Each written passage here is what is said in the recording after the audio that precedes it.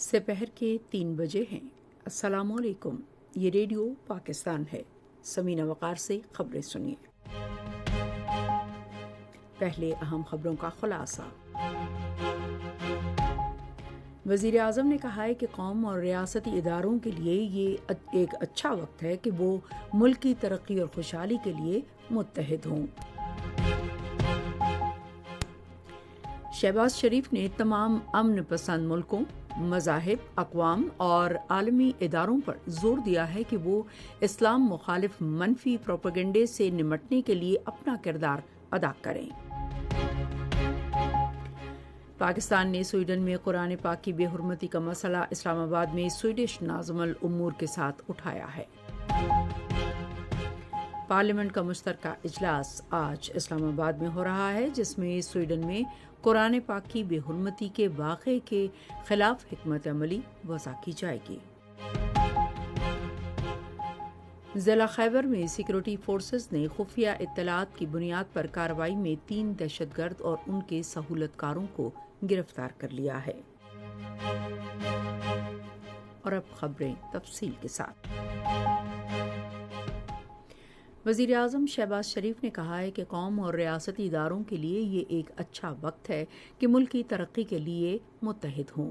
وہ توڑغر میں توڑغر بنیر ہائی وے، بنیر کڑاکڑ link tunnel اور توڑغر بنیر RCC پل کا سنگ بنیاد رکھنے کے بعد مقامی عمائدین سے خطاب کر رہے تھے۔ وزیر اعظم نے کہا کہ یہ حکومت، عدلیہ، مسلح افواج اور عوام کی ذمہ داری ہے کہ ملک کی ترقی کو یقینی بنانے کے لیے مل کر کام کریں۔ شہباز شریف نے پاکستان کا مستقبل روشن کرنے کے لیے قوم کے اتحاد، سخت محنت اور لگن کی اہمیت کو اجاگر کیا۔ انہوں نے کہا کہ پاکستان کو حال ہی میں مالی مشکلات کا سامنا رہا ہے اور دیوالیہ ہونے سے بچنے کے لیے عالمی مالیاتی فنڈ کے ساتھ اسٹاف لیول کا معاہدہ کیا گیا ہے۔ انہوں نے IMF سے $3 ارب کے قرض کا معاہدہ کرنے میں بری فوج کے سربراہ جنرل عاصم منیر کے معاون کے کردار کا ذکر کیا۔ انہوں نے اس اعتماد کا اظہار کیا کہ پاکستان اقوام عالم میں جلد اہم مقام حاصل کرے گا۔ شہباز شریف نے مقامی افراد کے آباء و اجداد کی قربانیوں کا اعتراف کیا، جنہوں نے 70 سال قبل قیام پاکستان کے دوران اپنی زمینیں عطیہ کیں۔ وزیر اعظم نے علاقے میں تعلیمی منصوبہ دانش اسکول اور 2 کالجز قائم کرنے کا اعلان کیا، جو اس سے قبل پنجاب میں غیر مراعات یافتہ خاندانوں کے بچوں کے لیے شروع کیا گیا تھا۔ اس موقع پر وزیر اعظم کو ان منصوبوں کے بارے میں تفصیلی بریفنگ دی گئی۔ انہیں بتایا گیا کہ توڑغر بنیر شاہراہ اور دریائے سندھ پر پل کی تعمیر کے بعد عوام کو دریا کے دوسرے کنارے پر واقع علاقوں میں پہنچنے کے لیے 250 کلومیٹر کی بجائے صرف 1 کلومیٹر سفر کرنا پڑے گا۔ یہ بھی بتایا گیا کہ ضلع بنیر، مردان اور تربیلا بھی ایک دوسرے سے منسلک ہو جائیں گے۔ وزیر اعظم کو بتایا گیا کہ کڑاکڑ سرنگ 2.1 کلومیٹر پر محیط ہے اور یہ 9 ارب 58 کروڑ روپے کی لاگت سے 3 سال میں تعمیر ہوگی۔ یہ ضلع بنیر کی سوات موٹر وے سے ملائے گی۔ اسی طرح دریائے سندھ پر کڑاکڑ کے مقام پر توڑغر بنیر RCC پل 876 میٹر طویل ہوگا اور 9 ارب 95 کروڑ روپے کی لاگت سے 3 سال کے عرصے میں مکمل کیا جائے گا۔ اس موقع پر شہباز شریف نے خطاب کرتے ہوئے کہا کہ وہ آج ان ترقیاتی منصوبوں کا سنگ بنیاد رکھنے پر خوش ہیں، جس سے علاقے میں خوشحالی اور ترقی کے نئے دور کا آغاز ہوگا۔ انہوں نے متعلقہ افسران کو ہدایت کی کہ وہ دن رات کام کر کے ان منصوبوں کو 3 سال کی مقررہ مدت کی بجائے 1 یا 1.5 سال میں مکمل کریں۔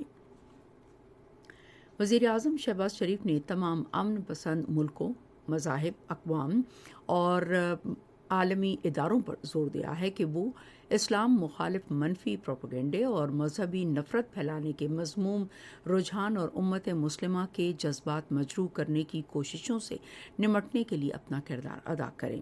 آج ایک ٹویٹ میں انہوں نے کہا کہ پارلیمنٹ کے مشترکہ اجلاس میں پوری پاکستانی قوم کے جذبات کی عکاسی ہوگی اور قرآن پاک کا تقدس برقرار رکھنے کے لیے غیر متزلزل عزم ظاہر کیا جائے گا۔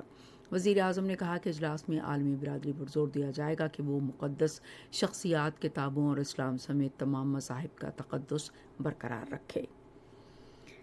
پاکستان نے اسلام آباد میں سویڈن کے ناظم الامور کے سامنے سویڈن میں قرآن پاک کی بے حرمتی کا مسئلہ اٹھایا ہے اور اس حوالے سے سویڈن حکام سے بات چیت جاری ہے۔ یہ بات دفتر خارجہ کی ترجمان ممتاز زہرا بلوچ نے آج اسلام آباد میں اپنی ہفتہ وار بریفنگ کے دوران سوالوں کے جواب میں کہی۔ انہوں نے کہا کہ پاکستان اور سویڈن کے اچھے سفارتی تعلقات ہیں اور سویڈن کی حکومت نے خود بھی قرآن پاک کی بے حرمتی کے مکروہ عمل پر تشویش ظاہر کی ہے۔ یونان کشتی حادثے کے بعد کی صورتحال کے بارے میں آگاہ کرتے ہوئے ترجمان نے کہا کہ یونانی حکام نے 78 لاشوں کا پوسٹ مارٹم اور DNA ٹیسٹ مکمل کیے اور اس عمل کے بعد مزید 15 پاکستانیوں کی شناخت ہوئی۔ مقبوضہ کشمیر میں جاری صورتحال پر تبصرہ کرتے ہوئے ممتاز زہرا بلوچ نے ایک مرتبہ پھر پاکستان کے عزم کا اعادہ کرتے ہوئے بھارت پر زور دیا کہ وہ مقبوضہ وادی میں یک طرفہ کارروائی اور طاقت کا استعمال بند کرے۔ انہوں نے کہا کہ دنیا بھر میں مسلمانوں نے عید الاضحیٰ منائی جبکہ کشمیری مقبوضہ خطے میں کرفیو اور دیگر پابندیوں کی وجہ سے عید کی نماز بھی ادا نہیں کر سکے۔ انہوں نے بھارت پر زور دیا کہ وہ بے بنیاد الزامات کی وجہ سے جیلوں میں قید کشمیری حریت رہنماؤں کو رہا کرے۔ ممتاز زہرا بلوچ نے کہا کہ 8 جولائی کو برہان مظفر بانی کی برسی ہے جو بھارتی جبر و استبداد کے خلاف کشمیری نوجوانوں کی مزاحمت کی ایک علامت ہے۔ پاکستان کے بارے میں بھارتی وزیر خارجہ کے بیان کے حوالے سے ایک سوال کے جواب میں ترجمان نے کہا کہ دہشت گردی کے مسئلے کو سفارتی مفاد کے لیے استعمال نہیں کرنا چاہیے، بالخصوص ایسے حالات میں جب دہشت گردی کی کارروائیوں میں بھارت کے ملوث ہونے کے ناقابل تردید ثبوت موجود ہیں جنہیں پاکستان نے متعلقہ فورمز پر پیش کیا ہے۔ یہ خبریں آپ ریڈیو پاکستان سے سن رہے ہیں۔ پارلیمنٹ کا مشترکہ اجلاس آج سے پہر پارلیمنٹ ہاؤس اسلام آباد میں شروع ہوگا۔ اجلاس میں سویڈن میں قرآن پاک کی بے حرمتی کے حالیہ واقعے پر بحث اور اس معاملے پر حکمت عملی بھی وضع کی جائے گی۔ مشترکہ اجلاس میں قرآن پاک کی بے حرمتی کے واقعے کی مذمت کے حوالے سے ایک قرارداد کی منظوری بھی متوقع ہے۔ یوم تقدس سے قرآن کل ملک بھر میں منایا جائے گا اور سویڈن میں قرآن کریم کی بے حرمتی کے خلاف احتجاجی ریلیاں نکالی جائیں گی۔ یہ دن منانے کا فیصلہ اسلام آباد میں وزیر اعظم کی زیر صدارت ہونے والے اجلاس میں کیا گیا۔ اس موقع پر ملک بھر میں پرامن احتجاجی جلوس نکالے جائیں گے جن میں زندگی کے مختلف شعبوں سے تعلق رکھنے والے افراد شرکت کریں گے اور سویڈن میں قرآن پاک کی بے حرمتی کے واقعے کی بھرپور مذمت کریں گے۔ ضلع خیبر کے علاقے شاخص میں خفیہ اطلاعات کی بنیاد پر کارروائی کے دوران دہشت گردوں کے ساتھ فائرنگ کے تبادلے میں پاک فوج کے میجر میاں عبداللہ شاہ شہید ہو گئے ہیں۔ فوج کے شعبہ تعلقات عامہ کے مطابق دہشت گردوں کے فرار کے راستے بند کرنے کی کارروائیاں جاری تھیں کہ آپریشن کی قیادت کرنے والے میجر عبداللہ نے دہشت گردوں کے گروپ کی نشاندہی کی۔ کارروائی کے دوران سیکورٹی فورسز نے 3 دہشت گرد اور ان کے سہولت کاروں کو گرفتار کر لیا۔ پاکستان نے اقوام متحدہ کی جانب سے بچوں اور مسلح تنازعات کے بارے میں جاری کردہ رپورٹ میں اسرائیل اور بھارت کے ظلم پر مبنی غیر ملکی قبضے کی 2 طرح کی صورتحال کو شامل نہ کرنے پر تنقید کی ہے۔ اقوام متحدہ میں پاکستان کے مستقل مندوب منیر اکرم نے اقوام متحدہ کی سلامتی کونسل میں اظہار خیال کرتے ہوئے غیر ملکی تسلط میں بچوں کی شدید مشکلات کو اجاگر کرتے ہوئے رپورٹ میں ان دونوں طرح کی صورتحال کو شامل نہ کرنا صریحاً غلط قرار دیا۔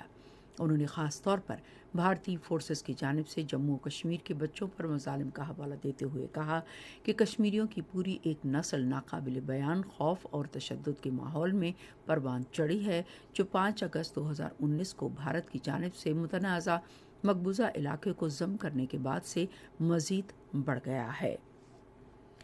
ریڈیو پاکستان آج تیسرے پہر 3:30 بجے اپنے قومی پروگرام میں اسلام کے تیسرے خلیفہ حضرت عثمان غنی کے یوم شہادت کے حوالے سے ایک خصوصی پروگرام نشر کرے گا۔ موضوع ہے حضرت عثمان غنی رضی اللہ تعالی عنہ پیکر جودو سخا۔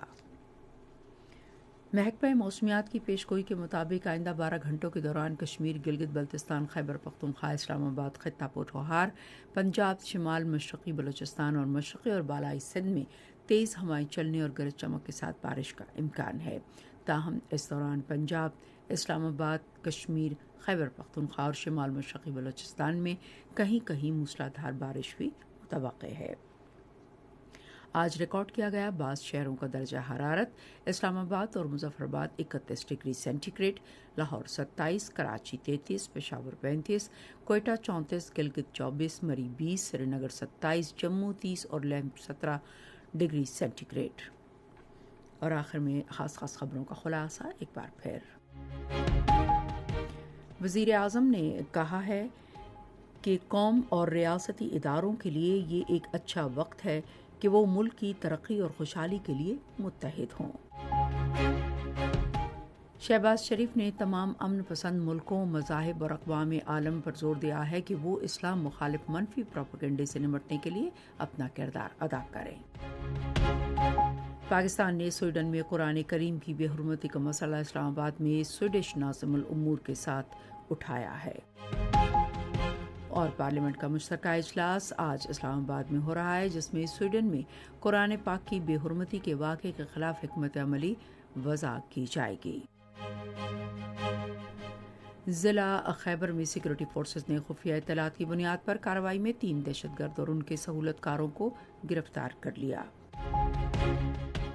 इसी के साथ खबरें ख़त्म हुई। मज़ीद खबरों और तज्ज़ियों के लिए आइए हमारी वेबसाइट पर radio.gov.pk और फेसबुक के link radio Pakistan news official पर बराह रास्त वीडियो स्ट्रीमिंग भी मुलाहिज़ा कीजिए।